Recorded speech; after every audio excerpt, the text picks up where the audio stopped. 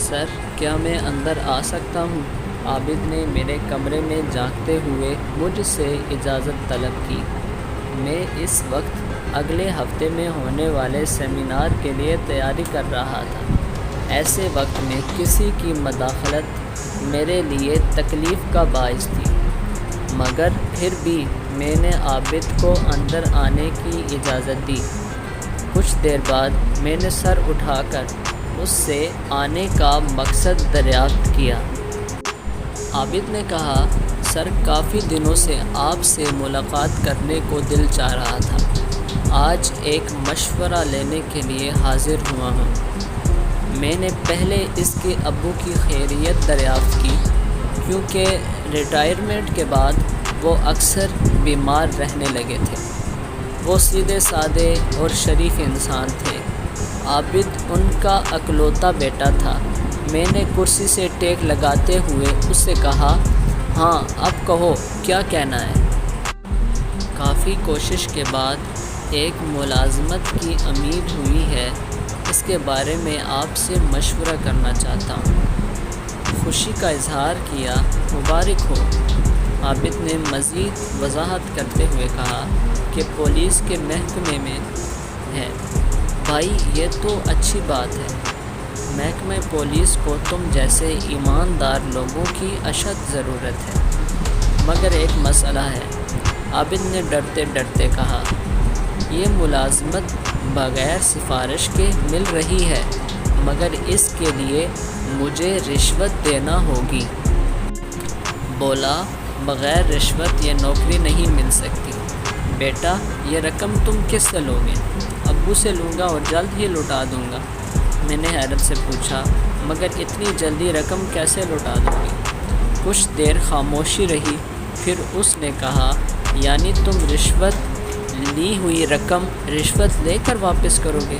افسوس اور تشویش کی لہر میں اپنے اندر ڈوب گیا، مگر میں نے اپنے اوپر قابو پانے کی کوشش کی۔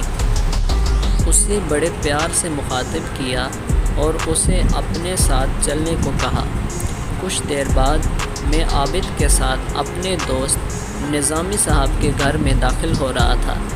اب تمہارے والد کی طبیعت کیسی ہے؟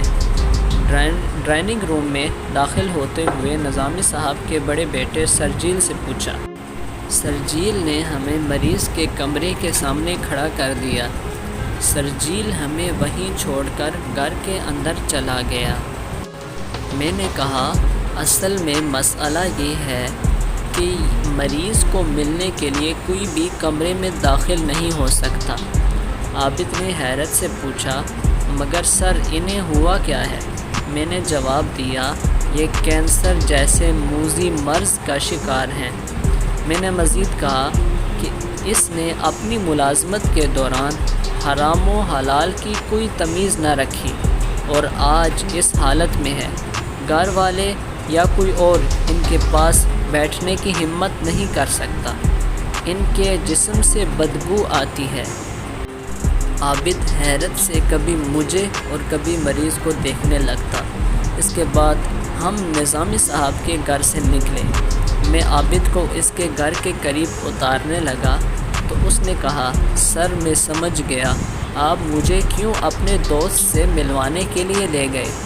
میں نے مسکرا کر بولا، مجھے خوشی ہے کہ تم میری بات کی تہ تک پہنچ گئے۔ نظامی صاحب کی حرام کی محنت سے اب سارا گھر خوش ہے، مگر وہ دنیا کی ہر نعمت سے محروم ہو چکے ہیں۔ یہ کیسی زندگی ہے؟